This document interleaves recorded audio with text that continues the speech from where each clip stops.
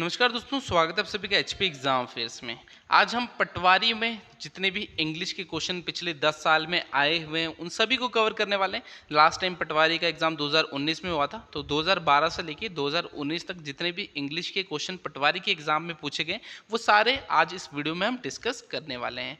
तो बिना किसी देरी के आज के लेक्चर को हम स्टार्ट करते हैं। तो पहले आप देख सकते हैं यहाँ लिख रखा है पटवारी एग्जाम 2019। तो 2019 के देखेंगे जो पटवारी का एग्जाम है उसमें टोटल 100 क्वेश्चन आते हैं, 25 आपके इंग्लिश के रहते हैं। तो 25 जो 2019 के एग्ज़ाम में क्वेश्चन आए थे इंग्लिश के उन्हें हम कवर कर रहे हैं। अभी पैटर्न कुछ कंफर्म नहीं है, अगर जो न्यू कमीशन गवर्नमेंट बना रही है हिमाचल गवर्नमेंट उसके थ्रू वैकेंसी निकालते हैं तो आपका पेपर पैटर्न जो है वो चेंज हो जाएगा। मगर ऐसा है जो हिंदी और इंग्लिश होती है 10th लेवल की ही आती है। तो इंग्लिश में आपको क्या क्या पढ़ना होता है, एक्टिव वॉइस, पैसिव वॉइस हो गया, डायरेक्ट वॉइस, इनडायरेक्ट वॉइस हो गया, वन वर्ड सब्स्टिट्यूशन हो गया, इडियम फ्रेजेस हो गया, आपको फिल इन द ब्लैंक्स दे देगा, वहाँ आर्टिकल लगाना आना चाहिए, प्रपोजिशन लगाना आना चाहिए। तो ये सब बेसिक सी चीज़ें जो इंग्लिश में पूछी जाती है। तो 10th लेवल की जो है इंग्लिश हिमाचल के हर एक एग्जाम में आती है। और अगर आपको बुक बचाऊं तो बुक सबसे अच्छी नीतू सिंह की आप ले सकते हो, मैंने खुद रीड कर रखी है, तो अच्छी बुक है। नीतू सिंह की एक इंग्लिश ग्रामर की बुक आती है, उससे आपकी जो इंग्लिश ग्रामर है वो कवर हो जाएगी। तो देखिए 2019 के जो एग्जाम हुआ था पटवारी का उसमें कैसे इंग्लिश के क्वेश्चन पूछे गए थे। तो choose the most appropriate option from the given alternatives fill in the blanks. तो आपको यहाँ पर फिल इन द ब्लैंक्स दे रखे हैं, आपको इनमें से 4 में से एक ऑप्शन चुनना है जो यहाँ पर आपका आ सकता है। जैसे दे रखा है he deals dash in stationery, तो डैश की जगह क्या आएगा, विथ आएगा, एट आएगा, ऑन आएगा या इन आएगा। तो बताइए he deals with stationery, he deals at stationery, he deals on stationery या ही डील्स इन स्टेशनरी। तो बताइए फर्स्ट का राइट आंसर क्या होगा।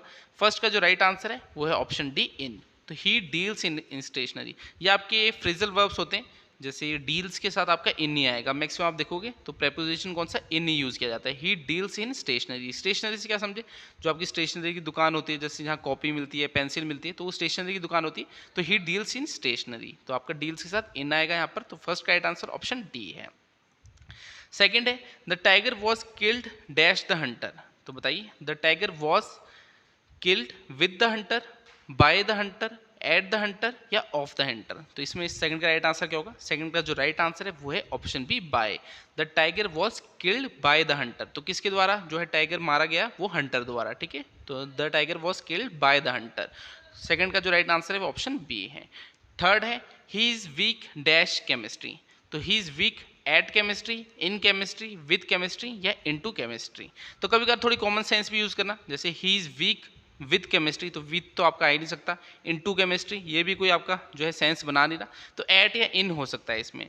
तो इसका जो ऑफिशियल आंसर की मैं आंसर दिया था वो था in. He is weak in chemistry. Weak से आप समझे ये किसी चीज़ में गुड नहीं है, जैसे केमिस्ट्री में गुड नहीं है, तो यहाँ पर जो ऑफिशियल आंसर की थी उसके according he is week in chemistry है। मगर यहाँ एट भी आ सकता है, अगर आप गूगल में सर्च करोगे तो आपको ये वाला क्वेश्चन मिलेगा, वहाँ एट भी दे रखा है। इसका मतलब है inability to learn concept of chemistry, तो he is weak at chemistry, तो ये भी आपको देखने को मिलेगा। तो ऑफिशियल आंसर की के अकॉर्डिंग इसका आंसर इन था, बाकी कहीं कहीं पर आपको एट भी देखने को मिलेगा। तो थर्ड का जो राइट आंसर है ही is week in chemistry, official answer की के अकॉर्डिंग आपको बता रहा हूँ। नेक्स्ट हम क्वेश्चन देखते हैं, फोर्थ है चूज द राइट सेंटेंस। अब आपको 4 सेंटेंसेस दे रखे हैं, आपको इनमें से सिलेक्ट करना है कौन सा सेंटेंस सही है। Kalidas is the Shakespeare of India, the Kalidas is the Shakespeare of India, the Kalidas is the Shakespeare of India या Kalidas is the Shakespeare of the India. तो बताइए इसका राइट आंसर क्या होगा। फोर्थ का जो राइट आंसर है वो क्या है, वो ऑप्शन ए है, Kalidas is the Shakespeare of India. अब आप इसमें देख सकते हो इसमें 2 प्रॉपर नाउन है जिन्हें कंपेयर किया जा रहा है। तो आपका द कब यूज होगा, शेक्सपियर से पहले यूज होगा, क्योंकि कालिदास और शेक्सपियर दोनों प्रॉपर नाउन है। तो द तब यूज होता है जब दोनों नाउन को, प्रॉपर नाउन को जो है कंपेयर किया जाता है। तो Kalidas is the Shakespeare of India, तो कालिदास को शेक्सपियर के साथ जो है कंपेयर किया गया है। तो बोला गया है जो कालिदास है वो शेक्सपियर है इंडिया का। तो इसमें Kalidas is the Shakespeare of India, first जो आपका सेंटेंस है ये राइट सेंटेंस है। फोर्थ का राइट आंसर ऑप्शन ए है। चलिए नेक्स्ट देखते हैं, we reach safe and sound, which part of speech sound is. तो आपको एक सेंटेंस दे रखा है, we reach safe and sound. आपको बताना है जो ये साउंड है ये इस सेंटेंस में क्या है, एज अ नाउन यूज हुआ है, एडवर्ब यूज हुआ है, एडजेक्टिव या नन ऑफ दीज। तो फिफ्थ का राइट आंसर क्या है? फिफ्थ का जो राइट आंसर है वो है एडवर्ब। तो एडवर्ब क्या होते हैं? एडवर्ब वो होते हैं जो वर्ब की विशेषता बताते हैं। तो वर्ब क्या है यहाँ पर? जो क्रिया है आपकी रीच्ड है, ठीक है, we reached safe and sound. तो जो रीच्ड की विशेषता बता रहा है, सेफ भी बता रहा है और आपका साउंड भी बता रहा है। तो सेफ और साउंड दोनों ही एडवर्ब हैं। तो यहाँ पर हमसे साउंड पूछा था, साउंड इस सेंटेंस में क्या है? ये जो एडवर्ब है, ये वर्ब की विशेषता बता रहा है, तो उसे एडवर्ब बोलते हैं। फिफ्थ का राइट आंसर ऑप्शन बी है। सिक्स देखिए, choose the correct gender of fox. तो आपका फॉक्स का जो फेमिनाइन बताना है आपको, तो फेमिनाइन क्या होगा? ऑक्स होगा, विक्सिन होगा, वास्प होगा या बोर होगा। तो एक तरह से लेडी फॉक्स बोल रहा है, एक आपका मेल हो गया, एक लेडी हो गया। तो लेडी जो फॉक्स होती है उसे क्या बोलते हैं? तो सिक्स का राइट आंसर क्या है? सिक्स का जो राइट आंसर है वो है विक्सन। तो विक्सन बोलते हैं जो फॉक्स का फेमिनाइन जेंडर होता है। सिक्स का राइट आंसर ऑप्शन बी है। चलिए नेक्स्ट क्वेश्चन देखते हैं। सेवंथ है यंग वन ऑफ शीप। तो जो शीप का बेबी शीप होता है उसे क्या बोलते हैं? सिंपली आपसे पूछ रहा है, कब बोलते हैं, लैम्प बोलते हैं, काफ बोलते हैं या फॉल बोलते हैं। तो बताइए, जो बेबी शीप होता है उसे क्या बोलते हैं? उसे लैम्प बोला जाता है। जैसे जो गोट होती है, अगर एक बेबी गोट हो यानी गोट का बच्चा हो, उसे क्या बोलेंगे? उसे किड बोलते हैं। वैसे ही अगर एक शीप का बच्चा हो जो बेबी शीप होता है उसे लैम्प बोलते हैं। तो सेवंथ का राइट आंसर ऑप्शन बी है। तो देख सकते हैं इंग्लिश के जो है अच्छे क्वेश्चन पटवारी के एग्जाम में पूछे जा रहे हैं। बाकी अगर आपका पैटर्न चेंज भी होता है तब भी कोई डरने की ज़रूरत नहीं है। आप सभी को बताया जो इंग्लिश है वो 10th लेवल की आपकी आने वाली है। तो हमने जो है पटवारी का ऑलरेडी कोर्स बना रखा है, नीचे हमारे ऐप का लिंक आपको मिल जाएगा, वहाँ पर पटवारी का कंप्लीट कोर्स बना रखा है। उसमें आपको English grammar, Hindi grammar, Himachal GK, maths, हर एक सब्जेक्ट जो है हमने वो बेसिक से एडवांस तक कवर किया है। आपको प्रीवियस ईयर पेपर मिल जाएंगे 10 साल के, आपको टेस्ट सीरीज मिल जाएगी, हर एक चीज़ जो है आपको वहाँ पर मिल जाएगी। कोई भी बुक तक आपको लेने की ज़रूरत नहीं पड़ेगी। तो हमारा पटवारी का कोर्स चेकआउट करने के लिए हमारे ऐप का लिंक डिस्क्रिप्शन दिया है, उसे डाउनलोड करें ना। बाकी अगर आपको बुक से पढ़ना होगा तो नीतू सिंह की मैंने बुक बताई है आपको इंग्लिश ग्रामर की, वो ले लेना, उससे भी आपकी जो मैक्सिमम इंग्लिश है वो कवर हो जाएगी। अब हम नेक्स्ट क्वेश्चन देखते हैं। In the following questions choose the alternative which best expresses the meaning of the given word. अब आपको यहाँ पर देखिए वर्ड बता रखा है, जैसे वोकेशन लिखा है, तो चार आपको ऑप्शन दे रखे हैं, आपको बताना है इनमें से कौन सा जो है बेस्ट एक्सप्रेस करता है उसका मीनिंग। जैसे वोकेशन का क्या होगा? हॉलीडे होगा, ब्रेकअप होगा या ऑक्यूपेशन होगा या वर्च्यू होगा। तो बताइए वोकेशन का जो बेस्ट मीनिंग डिस्क्राइब कर रहा है वो कौन सा वर्ड है? एट्थ का जो राइट आंसर है वो है ऑप्शन सी, ऑक्यूपेशन। अब आपने सुना होगा एक वोकेशनल कोर्सेज भी होते हैं, तो ये आपके एक टाइप की फील्ड होती है, फील्ड या इंडस्ट्री होती है जिसका आप पार्ट होते हो। तो ये ऑक्यूपेशन है, इसका भी यही मतलब निकलता है। तो वोकेशन का जो आपका सही मीनिंग डिस्क्राइब कर रहा है वो ऑक्यूपेशन कर रहा है। नाइन्थ देखिए इम्पेरियस। तो आपका इम्पेरियस दे रखा है, अब इसका कौन सा जो वर्ड है वो मीनिंग डिस्क्राइब कर रहा है? प्राउड, टेम्पर, टाम्पर या डिस्टेंट। तो बताइए नाइन्थ का राइट आंसर होगा जो इम्पीरियस है, इसका कौन सा वर्ड जो है वो डिस्क्राइब कर रहा है? तो इम्पीरियस क्या होता है? Acting as if you are more important than others. तो इम्पीरियस में होता है कि आप ऐसे फील करा रहे हो लोगों की कि आप उनसे ज़्यादा इंपॉर्टेंट हो। तो इसका जो आपका मीनिंग डिस्क्राइब कर रहा है वो प्राउड, जो ऑप्शन ए है ये इसका बेस्ट मीनिंग डिस्क्राइब कर रहा है। तो नाइन्थ का राइट आंसर ऑप्शन ए है। नेक्स्ट देखते हैं, choose the correct determiner from the given option. अब आपको यहाँ पर डिटर्मिनर बताना है, तो यहाँ पर देखा है she will have been serve food is in. तो अब आपको यहाँ पर एक सेंटेंस दे रखा है, आपको बताना है कौन से टेंस में है। तो ये वाला शायद नीचे वालों के लिए होगा, जो ये आपका डिस्क्रिप्शन से दे रखिए। इसमें तो आपको सीधा टेंस बताना है, she will have been serve food is in. तो ये पास्ट परफेक्ट टेंस में है, फ्यूचर परफेक्ट कंटिन्यूस टेंस में है, फ्यूचर इंडेफिनिट टेंस में, ये फ्यूचर परफेक्ट टेंस में है। तो देखिए टेंसेज है, इनसे भी क्वेश्चन आपके एग्जाम में आ सकते हैं। तो टेंसेज के कुछ रूल्स होते हैं वो आपको पता होना चाहिए। तो यहाँ पर हमें सेंटेंस क्या दिया? She will have been serve food. तो ये कौन से टेंस में है? तो टेंथ का राइट आंसर क्या है? टेंथ का जो राइट आंसर है वो है फ्यूचर परफेक्ट टेंस। अब ये फ्यूचर परफेक्ट टेंस में क्यों है? क्योंकि ये एक्शन बता रहा है जो कि कंप्लीट होगा आपका फ्यूचर में जाके, ठीक है। Action that will be completed by some point time in the future. तो फ्यूचर में जाके कहीं ये एक्शन कंप्लीट होगा। तो इसमें बोला she will have been serve food, तो फ्यूचर में जाके कहीं उसे जो है फूड मिलेगा। तो इसका मतलब है she will have been serve food, यानी उसे कहीं फ्यूचर में जाके जो है फूड वो है सर्व किया जाएगा। तो ये फ्यूचर परफेक्ट टेंस का आपका जो है एग्जाम्पल है। तो टेंथ का राइट आंसर ऑप्शन डी है। चलिए नेक्स्ट क्वेश्चन देखते हैं। 11th है the lesson is dash difficult. तो आपको बताना है यहाँ पर फिल द ब्लैंक्स की जगह क्या आएगा? टू, वेरी, द लिटिल या much.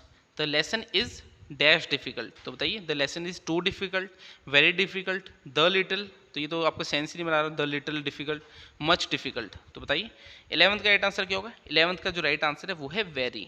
The lesson is very difficult, ठीक है। The lesson is very difficult. अब वेरी का मतलब टू अ ग्रेट डिग्री, ठीक है। जो आपका डिफिकल्ट है ये एडजेक्टिव है, तो ये आपका जो वेरी बता रहा है क्या बता रहा है, एक ग्रेट डिग्री की बहुत ज़्यादा डिफिकल्ट है। The lesson is very difficult, ठीक है। तो आपका अगर मैं सेंटेंस बोलूँ जैसे यहाँ पर लिख रखा है लेसन, अगर आपसे पूछूं ये क्या है तो ये एक नाउन है, ठीक है।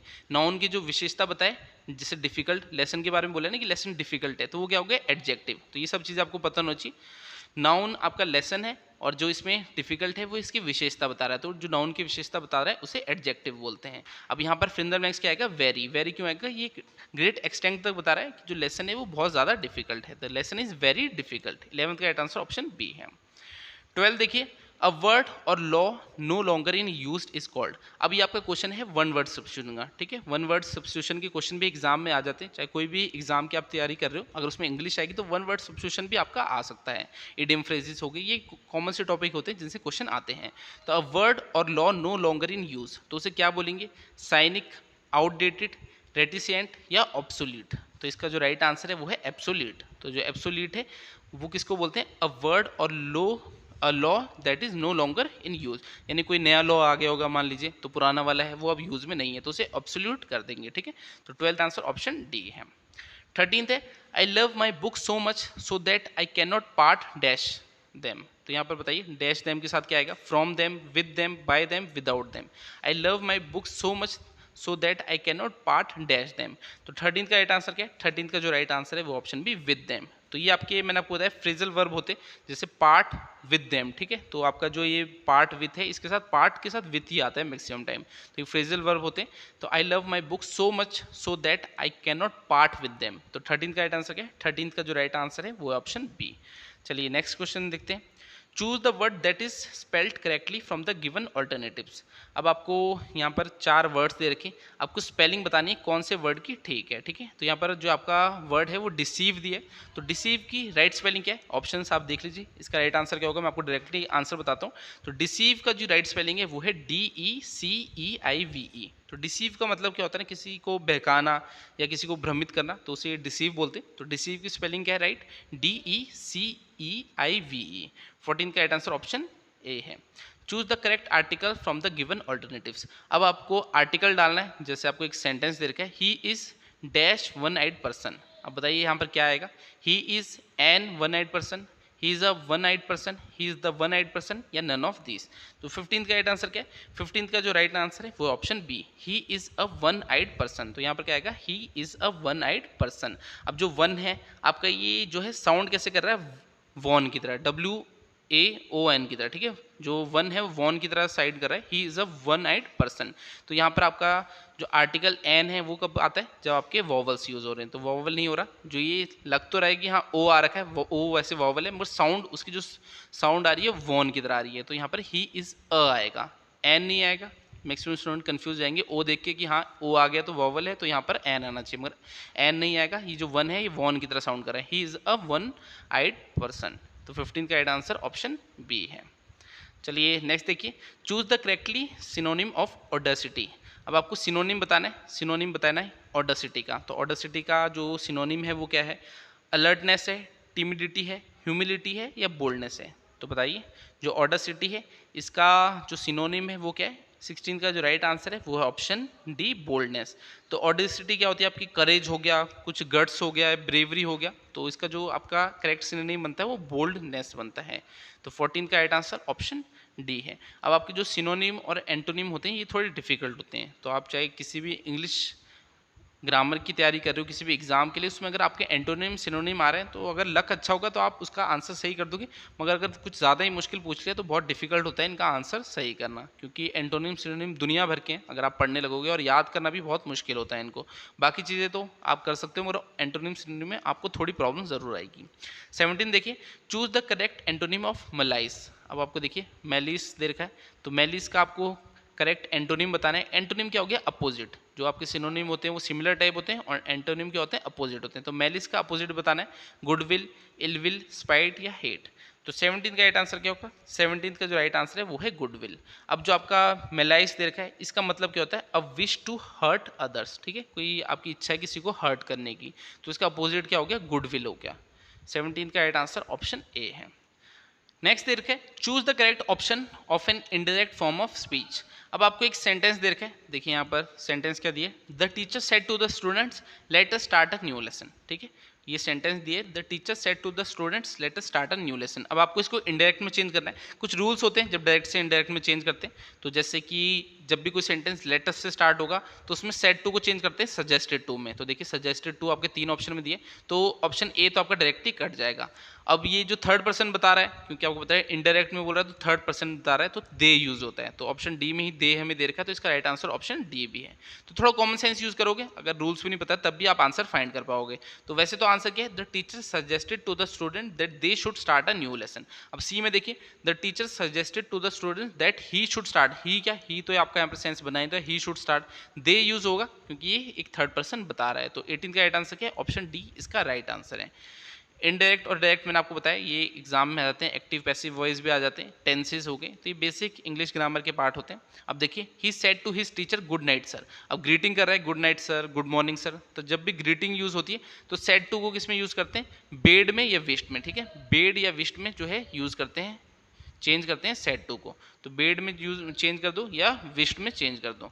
तो इसका जो राइट आंसर है, वैसे तो ऑफिशियल आंसर के अकॉर्डिंग है he respectfully bade his teacher good night, मगर बेड और विश दोनों ही यूज कर सकते हैं, तो ऑप्शन जो बी है ये भी इसका राइट आंसर है, he respectfully wish his teacher good night. तो दोनों ही इसके राइट आंसर बनते हैं। बाकी ऑफिशियल आंसर के अकॉर्डिंग जो है वो है he respectfully bade his teacher good night. तो याद रखना है, ये रूल्स होते हैं, जैसे जब भी ग्रीटिंग देते हैं तो सेड टू को बेड या विश्ड में चेंज करते हैं।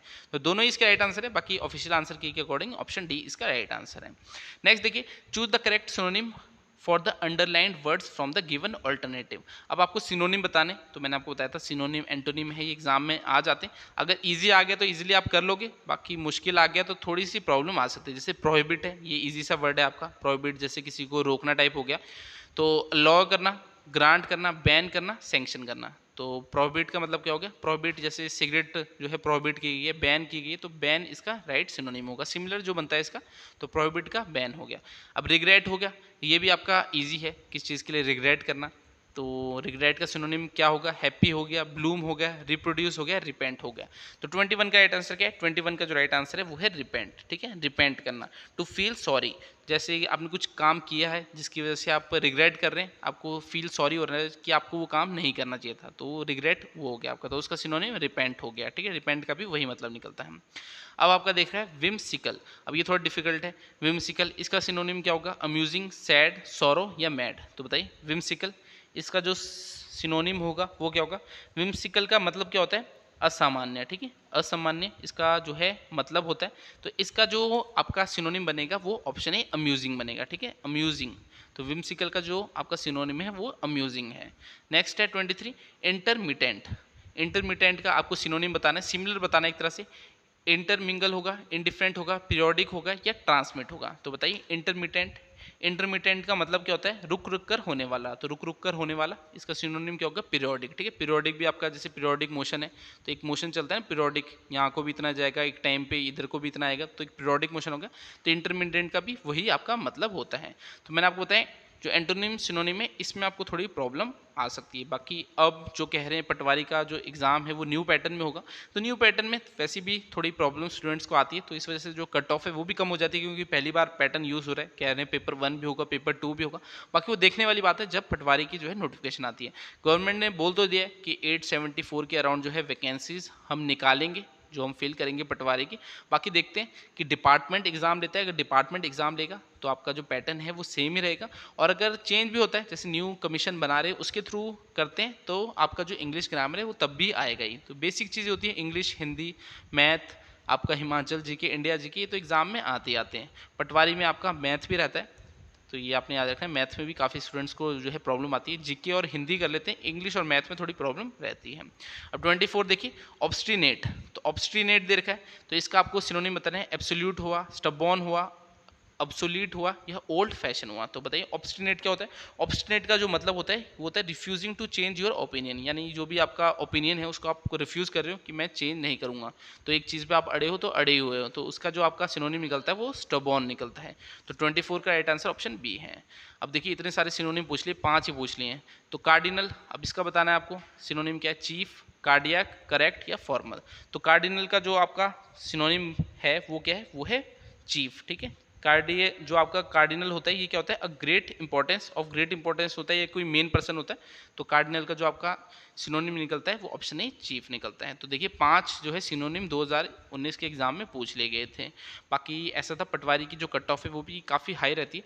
तो अगर आप पीछे देखा होगा आपने, जो जनरल कैटेगरी में होते हैं उनकी तो 100 में से 90 के अराउंड ही रहती है, तो काफ़ी हाई कट ऑफ जाती है। अगर पेपर पैटर्न चेंज होता है तो थोड़ा सा अच्छा रहेगा, और अगर ईमानदारी से पेपर होते हैं, जैसे कि आप सभी को पता है पटवारी में थोड़ी धांधली भी होती थी पहले। आपके कुछ स्टूडेंट होते थे जिनके रोल नंबर इकट्ठे आ जाते थे, एक के पीछे एक बैठे होते थे, फिर थोड़ी बातें भी कर लेते थे एग्जाम में, एक दूसरे को पूछ भी लेते थे। वो भी कुछ स्कीम होती थी कि जो पटवार खाना होता था या फिर उनका जो तहसील होती थी वहाँ से उनके जो रोल नंबर आते थे तो वो इकट्ठे डाल देते थे ताकि थोड़ी चीटिंग भी कर पाए। तो पहले होता था। अब अगर न्यू कमीशन के थ्रू होगा तो शायद थोड़ी जो है ट्रांसपेरेंसी रहेगी एग्ज़ाम में, और ट्रांसपेरेंसी रहेगी तो उससे जो है आपकी कट ऑफ भी कम रहेगी, क्योंकि सब ईमानदारी से पेपर देने वाले, कुछ भी धांधली नहीं होगी, तो आपकी जो कट ऑफ है वो ऑटोमेटिकली कम रहती है। तो उम्मीद करते हैं पटवारी का एग्ज़ाम गवर्नमेंट जल्द से जल्द दे। वैसे तो भर्तियां निकाल नहीं रही, पता नहीं क्या ही दिमाग में चल रहा है उनके, एक आधी भर्ती तो निकालनी चाहिए ताकि स्टूडेंट भी बिजी रहे। तो अब स्टूडेंट के बाद कुछ करने को ही नहीं, कोई भर्ती नहीं आ रही, पढ़ते तो हैं ही, इतना टाइम हो गया पढ़ते पढ़ते, मगर बीच में थोड़ी भर्तियां आनी चाहिए जिससे स्टूडेंट भी बिजी रहें। बाकी चलो हाँ, अभी देख सकते हैं कि हाँ क्लैमिटी चली है, लैंडस्लाइड्स बहुत सारी हो गई है, तो बहुत सारा घाटा हो गया स्टेट को, मगर एक आधी भर्ती निकालनी चाहिए। तो उससे क्या है, स्टूडेंट का माइंड भी डाइवर्टेड रहेगा अपनी स्टडीज़ में। बाकी अब भर्तियां नहीं निकाल रहे इतने टाइम से, तो थोड़ी सी प्रॉब्लम वो चल रही है।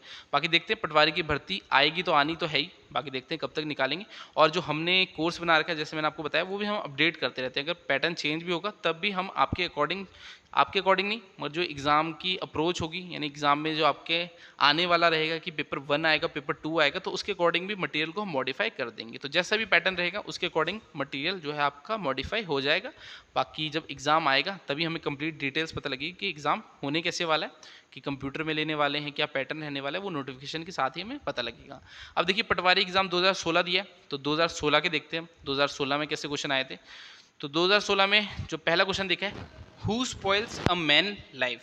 तो इसमें कह रहा है जो इंसान है उसकी ज़िंदगी कौन ख़राब करता है? गॉड करता है, फेट करता है, मैन हिमसेल्फ या नोबडी। तो जो इंसान है वो खुद की ज़िंदगी खुद ही ख़राब करेगा, और कौन करेगा? तो ये आपका इज है, who spoils a man's life, तो मैन हिमसेल्फ। तो first right answer option A है। सेकेंड है, in order to prosper in life man should make best use of. तो आपको अगर लाइफ में तरक्की करनी है तो किस चीज़ का बेस्ट यूज़ करना पड़ेगा? फेट का, टाइम का, अपॉर्चुनिटीज़ का, एम्बिशन का।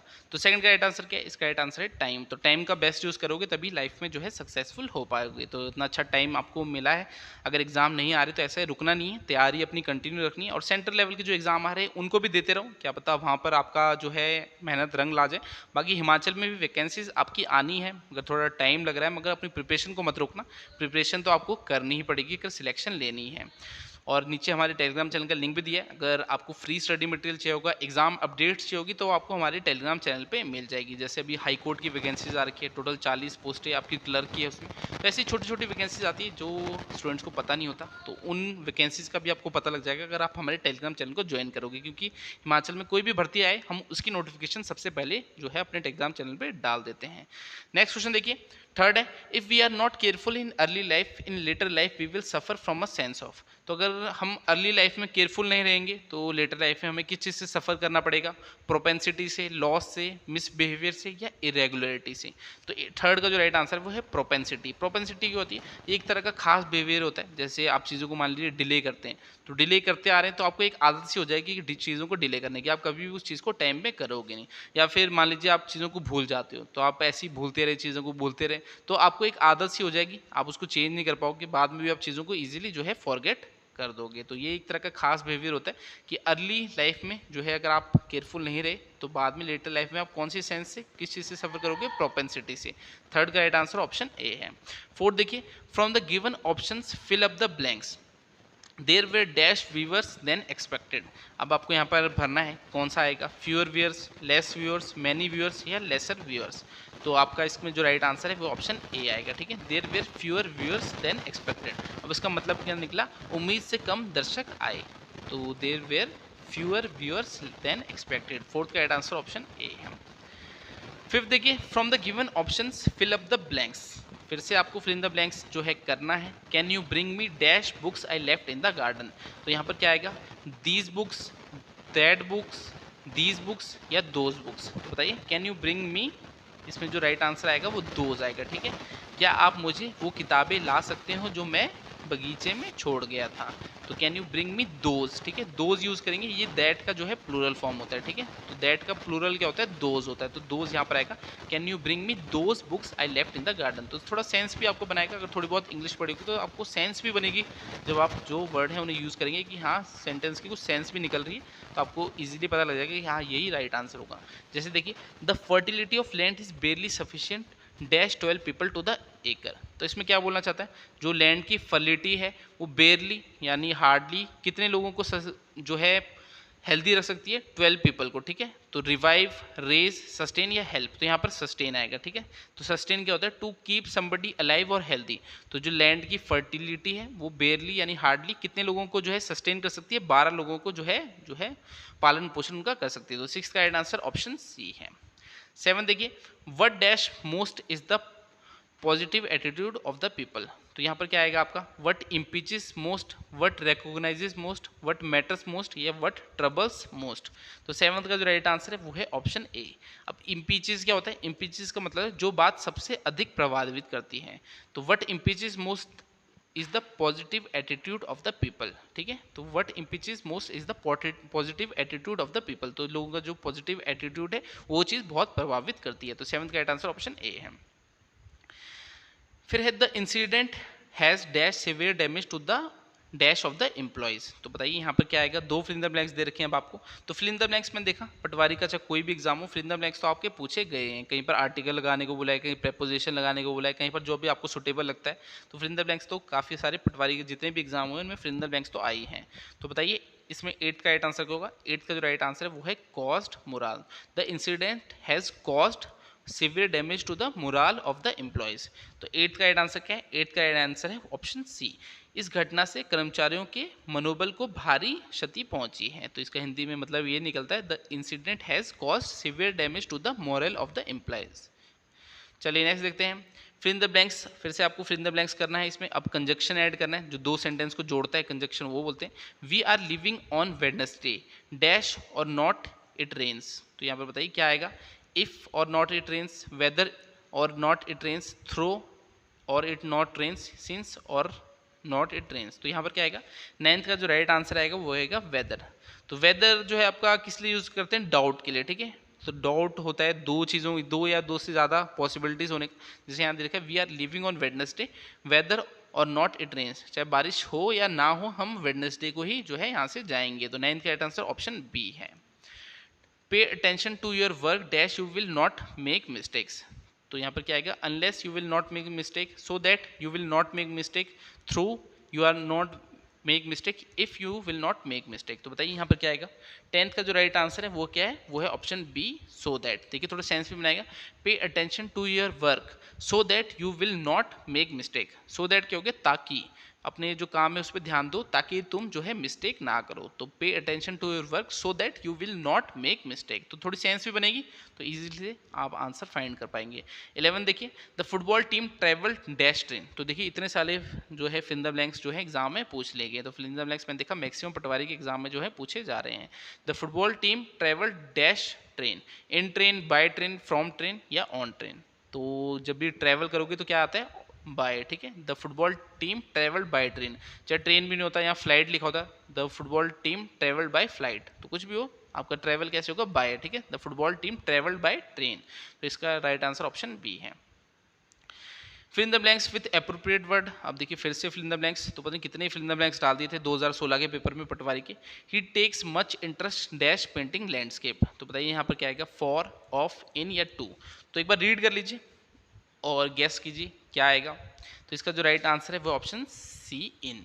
ही takes much interest in painting landscape. तो मैंने आपको फ्रेजल वर्ब्स होते हैं जिनके आप प्रेपोजिशन जो है वो डेफिनेट ही यूज होते हैं, जैसे ही टेक्स मच इंटरेस्ट इन, तो पेंटिंग लैंडस्केप, तो यहाँ पर इन नहीं आएगा। 12th का राइट आंसर ऑप्शन सी है। 13 देखिए, अब आपको यहाँ पर करेक्ट वर्ब यूज करना है। Ravi has been dash in Delhi since he was 5 year old, ठीक है। तो इसमें आपका दे रखा है Ravi has been dash in Delhi since he was 5 year old, तो यहाँ पर क्या आएगा, स्टेड, स्टेइंग, स्टेज या स्टे। तो 13 का जो राइट आंसर है वो क्या है, वो है ऑप्शन बी, स्टेइंग। ये क्या आपका एक प्रेजेंट पार्टिसिपल है, to continue to be in a particular state. जैसे Ravi has been staying in Delhi since he was 5 year old, तो 5 साल का था तब से वो दिल्ली में ही रह रहा है, तो आपका यहाँ पर स्टेइंग यूज होगा, ठीक है। Ravi has been staying in Delhi since he was 5 year old. 13 का राइट आंसर ऑप्शन बी है।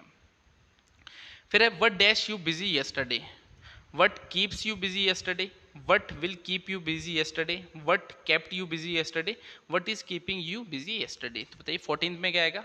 14 का जो राइट आंसर है वो ऑप्शन सी, केप्ट आएगा। What kept you busy yesterday, अब इससे आपका जो टेंस बनता है वो कौन सा है, पास्ट टेंस बनता है। कीप का जो पास्ट टेंस होता है वो केप्ट होता है, ठीक है। यस्टरडे की बात हो रही है तो हमारा जो यूज होगा वो पास्ट टेंस यूज होगा, तो कीप का जो पास्ट टेंस है वो केप्ट होता है। What kept you busy yesterday, अब इससे आप क्या समझे, क्या इससे तात्पर्य निकलता है, कल किस चीज़ ने आपको व्यस्त रखा, तो हिंदी में मतलब ये निकलता है। तो what kept you busy yesterday, तो यस्टरडे की बात हो रही है पास्ट टेंस की, तो कीप का जो है पास्ट टेंस यूज होगा वो होता है kept. What kept you busy yesterday. His first failure did not dash him from making another attempt, अब यहाँ पर बताइए क्या आएगा, डिटर, होल्ड, स्टॉप या चेक। तो उसकी जो पहली मिस्टेक थी उसे उसे उसने उसे अगला जो भी अटेम्प्ट उसने लेना था उसे करने से नहीं रोका। तो his first failure did not dash him from making another attempt. तो 15 का राइट आंसर क्या है, 15 का जो राइट आंसर है वो option A, deter. His first failure did not deter him from making another attempt, तो डिटर क्या होगा कि डिस्करेज करना, कि डिस्करेज नहीं कर पाई, जो उसके फर्स्ट फेलियर था वो उसे डिस्करेज नहीं कर पाई एक और अटेम्प्ट करने से, ठीक है। तो इसका मतलब ये निकलता है किसी को कोई काम करने से रोकना, तो डिटर का मतलब होता है किसी को कोई काम करने से रोकना। तो his first failure did not deter him from making another attempt, तो उसके जो पहली गलती थी, कोई भी फेलियर था उसका, वो उसे अगला अटेम्प्ट करने से नहीं रोक पाई, तो यहाँ पर डिटर आपका यूज होगा। 16th है choose the one which can be best substitute for the given word sentence, a decorative hand writing. अब देखिए वन वर्ड सब्स्टिट्यूशन आ गया, तो मैंने आपको बताया जो इंग्लिश ग्रामर आपकी पूछी जाती है उसमें one word substitution, idiom phrases, ये कॉमन से क्वेश्चन है जो आते आते हैं। तो अब डेकोरेटिव हैंड राइटिंग उसे क्या बोलते हैं, कैलीग्राफी, मैन्युस्क्रिप्ट, इंस्क्रिप्शन या हैगियोग्राफी। तो इसका जो राइट आंसर वो है कैलीग्राफी, ठीक है। कैलीग्राफी बोलते हैं जो एक आपकी डेकोरेटिव हैंड राइटिंग होती है, जो अच्छे से एक हैंड राइटिंग लिखी जाती है, उसे कैलीग्राफी बोलते हैं। 17th है flat metal plate fixed on a wall as an ornament, तो ये भी आपका वन वर्ड सब्स्टिट्यूशन का है कि एक फ्लैट मेटल प्लेट है जिसे वॉल में लगाया जाता है। जैसे कि अगर किसी चीज़ का आपका उद्घाटन किया जाता है तो वहाँ पर ऐसे एक है ना, दीवार पे मेटल या जो आपका स्टोन होता है उसे लगा देते हैं, उसमें लिख देते हैं जो बंदा उसका उद्घाटन कर रहा है, कब उसका उद्घाटन किया, डेट भी लिख देते हैं। तो वो आपको बोल रहे हैं उसे क्या बोलते हैं, टेब्लॉइड बोलते हैं, पोस्टर बोलते हैं, बोर्ड बोलते हैं, प्लैग क्यू बोलते हैं। तो इसका राइट आंसर ऑप्शन डी है, प्लैग, ठीक है, प्लैग क्यू बोलते हैं। तो 17 का राइट आंसर ऑप्शन डी है। Choose the word with correct spelling, अब करेक्ट स्पेलिंग वाला है, तो 2019 में भी आया था आपका, करेक्ट स्पेलिंग भी पूछी गई है, तो ये कॉमन से क्वेश्चन है। अब आपको स्पेलिंग बतानी है परनीशियस की, तो देख लीजिए चारों ऑप्शन, परनीशियस की सही क्या होगी। परनीशियस का मतलब बताता हूँ, having a very harmful effect और इन्फ्लुएंस, ठीक है, किसी के ऊपर कोई हार्मफुल आपका इफेक्ट है या इन्फ्लुएंस है बहुत ज़्यादा, तो उसे परनीशियस बोलते हैं। तो स्पेलिंग क्या होगी, 18th का जो राइट आंसर है ऑप्शन बी है, PERNICIOUS, ठीक है। परनीशियस की सही स्पेलिंग क्या है, ऑप्शन बी इसका राइट आंसर है। नेक्स्ट फिर से हमें बोला है कॉन्फिडेंशियल, कॉन्फिडेंशियल की स्पेलिंग बतानी है। जैसे आपको बोला है कि हाँ ये जो चीज़ें इन्फॉर्मेशन है बहुत कॉन्फिडेंशियल है, तो ऐसे हर किसी को नहीं बताया जा सकता, तो कॉन्फिडेंशियल की स्पेलिंग बतानी है आपको सही। तो ऑप्शन देख लीजिए चारों, इसका राइट आंसर क्या होगा, इसका राइट आंसर है ऑप्शन सी, ठीक है। कॉन्फिडेंशियल क्या होगा, सीक्रेट टाइप है, सीक्रेट इन्फॉर्मेशन है कुछ, तो कॉन्फिडेंशियल की स्पेलिंग क्या है, CONFIDENTIAL, ठीक है। कॉन्फिडेंशियल की ऑप्शन सी राइट स्पेलिंग है।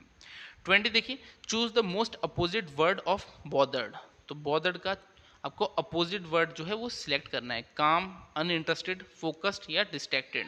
तो बॉदर्ड क्या हो गया, बॉदर्ड हो गया आप वरीड हो किसी चीज़ के बारे में, तो उसका जो अपोजिट होगा वो क्या होगा, काम, बहुत ही शांत, ठीक है। बॉदर्ड का मतलब कुछ आपने जो है वरीड हो रखे हो, कुछ आपने काम करा जिसकी वजह से आपको थोड़ी टेंशन हो रही है, तो आप बॉदर्ड हो रखे हो, तो उसका अपोजिट क्या हो गया, काम हो गया, बहुत शांत हो।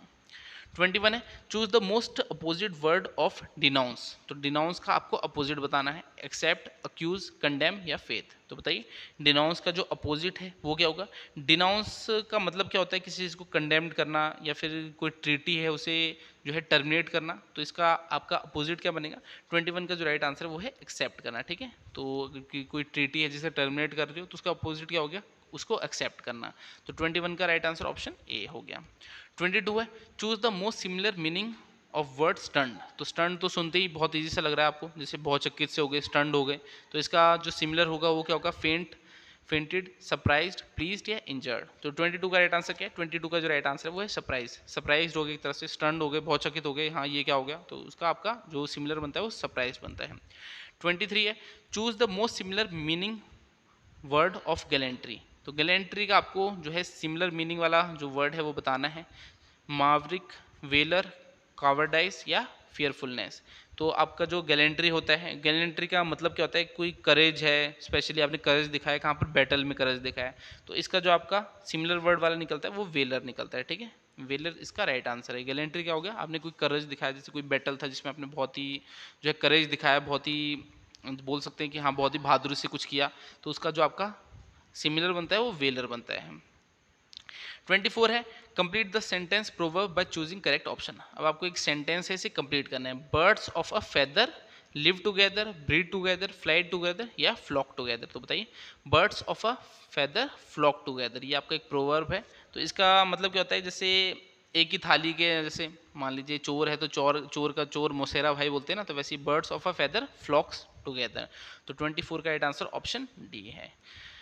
नेक्स्ट देखिए the scientist worked for donkey years to arrive at the formula. अब आपको यहाँ पर डोंकी ईयर्स दिए, इसका मतलब बताना है आपको। तो ये आपका मैंने बोला इडियम फ्रेजेस होते हैं, ये एग्जाम में आ जाते हैं। तो वैसे ही डोंकी ईयर्स का मतलब क्या होता है, the scientist work for donkey years to arrive at the formula, a long time, a short time, for donkeys या फ्यू ईयर्स।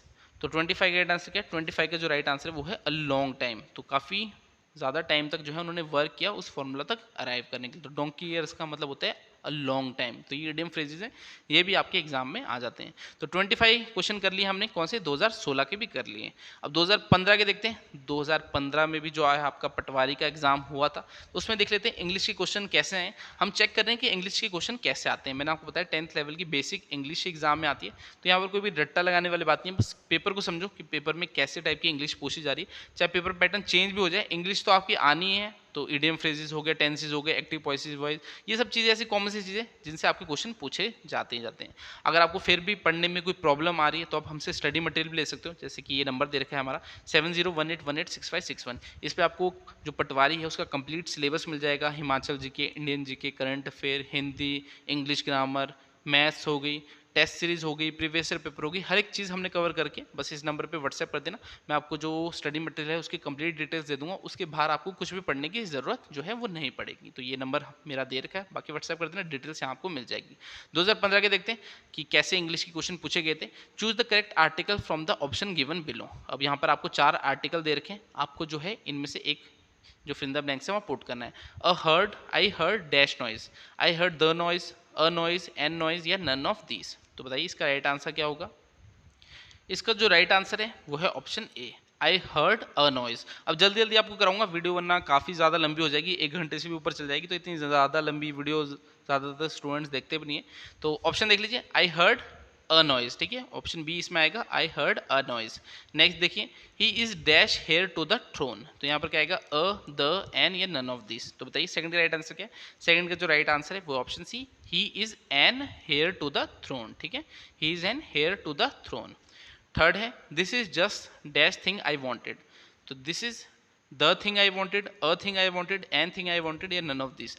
इसमें जो राइट आंसर है ऑप्शन ए है, the, this is the thing I wanted. तो third का right answer option A है। Next देखिए fill in the blanks आ गए। अब आपको फिल इन द ब्लैंक्स यहाँ पर पुट करने। We eat that we dash live, we might live, we could live, we would में लिव या वी मे लिव। तो यहाँ पर क्या आएगा, मे कब यूज़ करते हैं, यूज टू एक्सप्रेस पॉसिबिलिटी। तो हम खाते हैं ताकि हम जिंदा रह सके। तो यहाँ पर आपका ऑप्शन डी आएगा, we eat that we may live. Fourth का राइट आंसर ऑप्शन डी है। फिफ्थ है, there is dash hope of his recovery. तो यहाँ पर क्या आएगा, लिटल आएगा, अ लिटल आएगा, द लिटल आएगा, नन ऑफ दिस आएगा। तो बताइए there is dash hope of his recovery. तो फिफ्थ का राइट आंसर क्या है, फिफ्थ का जो राइट आंसर है वो है option A, little, there is little hope of his recovery. Little कब यूज़ करते हैं कि ज़्यादा नहीं है, not much but hardly any, ठीक है, not much but hardly any. तो आपका जो है नेगेटिव सेंस में यूज होता है कि जो उसकी रिकवरी के चांसेस है वो ज़्यादा नहीं है, ठीक है, बहुत ही कम है, तो ये नेगेटिव सेंस में यूज़ किया जाता है। जब लिटल यूज़ किया जाता है, अगर अ लिटल यूज़ किया होता है तो पॉजिटिव सेंस में होता है कि सम है बट लेस अमाउंट, ठीक है, कम अमाउंट में है मगर कुछ तो है, तो वो अ लिटल तब यूज़ करते हैं। तो ये आपके रूल्स होते हैं थोड़े। बाकी लिटल जो है आपका नेगेटिव सेंस में यूज़ किया जाता है सेंटेंस में। तो there is little hope of his recovery, यानी उसकी जो रिकवरी है उसके बहुत कम चांसेस है, ठीक है, तो बहुत कम चांसेस है कि वो रिकवर हो पाएगा। नेक्स्ट देखिए, सिक्स्थ है, Hari is the dash boy in the class. Hari is the lazy, lazier, laziest या नन ऑफ दीज। तो बताइए सिक्स्थ राइट आंसर क्या है। तो लेजी की सुपरलेटिव जो एडजेक्टिव होता है वो लेजिएस्ट होता है, तो लेजिएस्ट आएगा। Hari is the laziest boy in the class. Sixth का राइट आंसर ऑप्शन सी है।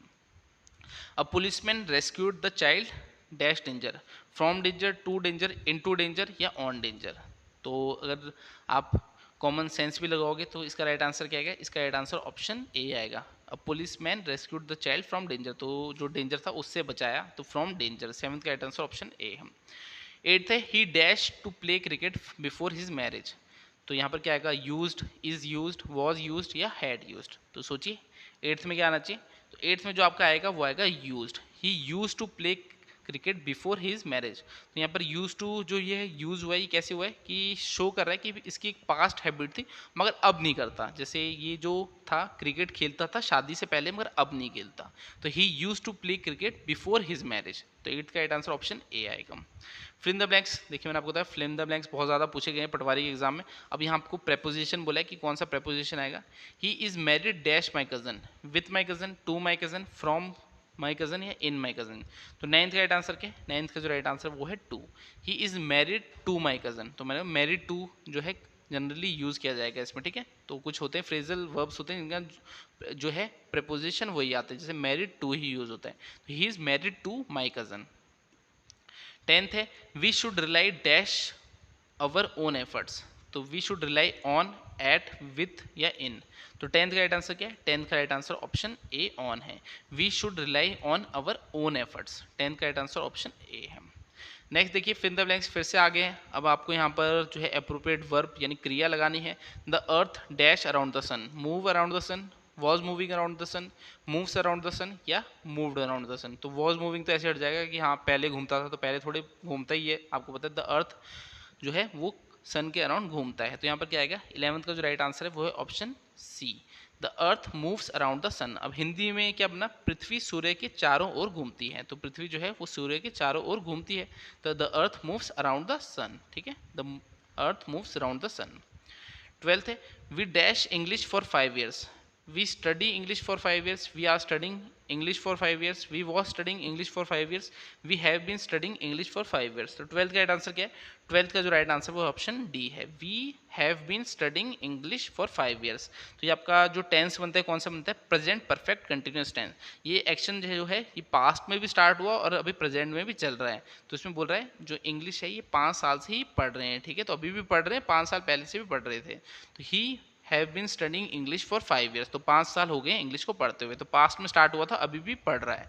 तो इसका जो आपका टेंस भी अगर पूछता तो कौन सा, प्रेजेंट परफेक्ट कंटिन्यूस टेंस बनता, he we may have been studying English for 5 years, ठीक है। 13th है, all that glitters is not iron, is not silver, is not gold, is not copper. तो ये आपको प्रोवर्ब है, आपको बताना है कौन सा आएगा इसमें। तो all that glitters is not gold, ठीक है, यहाँ पर आपका जो प्रोवर्ब इसको कंप्लीट करोगे, all that glitters is not gold, तो इसका मतलब क्या बना, चमकने वाली हर चीज़ सोना नहीं होती। 14 देखते हैं, it is never too late to defy, to mend, to deny या टू डिसोबे। तो 14th का राइट आंसर क्या है, 14th का जो राइट आंसर है वो है टू मेंड, ठीक है। It is never too late to mend, तो मतलब क्या हुआ, जैसे आपने कोई कार्य जो कर रहे हो, जैसे मान लीजिए कुछ भी बुरा कर रहे हो, तो ये कभी भी ऐसे कुछ लेट नहीं हुआ कि आप सुधर भी सकते हो। मान लीजिए आज तक आप जो है अच्छे से पढ़ नहीं रहे थे, तो अभी भी कुछ बिगड़ा नहीं है, अगर अच्छे से अभी भी टाइम दो अपनी स्टडीज़ को, तो आगे जाके जो है एग्जाम आप जो है निकाल सकते हो। तो एक तरह से यही इसका प्रोवर्ब का मतलब निकलता है, it is never too late to bend. तो 14th का राइट आंसर ऑप्शन बी है। Choose the word which is spelled correctly. अब आपको यहाँ पर जो है 4 वर्ड दिए, आपको बताए हैं, डायरिया जो है उसकी स्पेलिंग बतानी है। तो 15th का राइट आंसर क्या है? 15th का जो राइट आंसर है वो है डायरिया। तो डायरिया की स्पेलिंग क्या होती है? Option C, DIARRHOEA। तो इसका मतलब क्या होता है? दस्त होता है। तो एक मेडिकल टर्म है आपकी, तो दस्त को जो है डायरिया बोलते हैं। शायद थोड़ी प्रोनाउंसिएशन मेरी भी गलत हो सकती है। 16 देखिए, एडिक्शन। तो एडिक्शन की तो आपको पता ही होगी। एडिक्शन मान लीजिए कोई नशे के प्रति एडिक्शन होता है, किसी को पढ़ाई के प्रति एडिक्शन होता है कि पढ़ने का बड़ा चस्का होता है। तो अलग अलग तरह के जो है एडिक्शन होते हैं, किसी को गेम खेलने का एडिक्शन होता है। तो एडिक्शन की स्पेलिंग बतानी है आपको। तो 16 का राइट आंसर क्या है? 16 का जो राइट आंसर है वो क्या है? वो है ऑप्शन डी। ठीक है, ऑप्शन डी इसका राइट आंसर है, ADDICTION। तो ऑप्शन डी इसका राइट आंसर है। 17 देखिए, कॉन्फिडेंशियल। तो कॉन्फिडेंशियल की आपको बतानी है सही जो है वो क्या होगी स्पेलिंग। तो 17 का राइट आंसर क्या है? 17 का जो राइट आंसर है वो है ऑप्शन सी, कॉन्फिडेंशियल। CONFIDENTIAL। तो कॉन्फिडेंशियल क्या हो गया? एक तरह से कोई इन्फॉर्मेशन है, सीक्रेट है, तो उसे कॉन्फिडेंशियल बोल देंगे। चलिए नेक्स्ट देखिए, choose the word which is opposite in meaning to the given word. अब आपको अपोजिट बताना है। जैसे फ्लेक्सिबल हो गया, फ्लेक्सिबल क्या हो गया? जैसे कि फ्लेक्सिबल, अगर मैं कुछ चीज़ पकड़ूँ, कुछ भी, जैसे टी शर्ट है बहुत फ्लेक्सिबल टाइप है, तो इसका अपोजिट क्या हो गया? इसका अपोजिट हो गया रिजिड। ठीक है, तो जो है उसका आप रिजिड क्या होता है? रिजिड एक तरह से होता है आपका कठोर टाइप। ठीक है, कठोर है। एक चीज़ फ्लेक्सिबल है और एक चीज़ कठोर है। जैसे अगर कॉन्स्टिट्यूशन की बात करें तो हमारा कॉन्स्टिट्यूशन कहीं कहीं फ्लेक्सिबल भी है और कहीं कहीं जो है रिजिड यानी कठोर भी है। तो 18 का राइट आंसर ऑप्शन ए हो गया। 19 देखिए, एग्जिट। तो एग्जिट का अपोजिट क्या होगा? ओपनिंग, विड्रॉल, एंट्रेंस या इनहेलिंग। तो एग्जिट, जैसे एग्जिट करना, किसी स्टेडियम से आप एग्जिट करें तो जब एंटर करोगे वो जगह कौन सी होती है? एंट्रांस होती है। ठीक है, तो 19 का राइट आंसर ऑप्शन सी हो गया।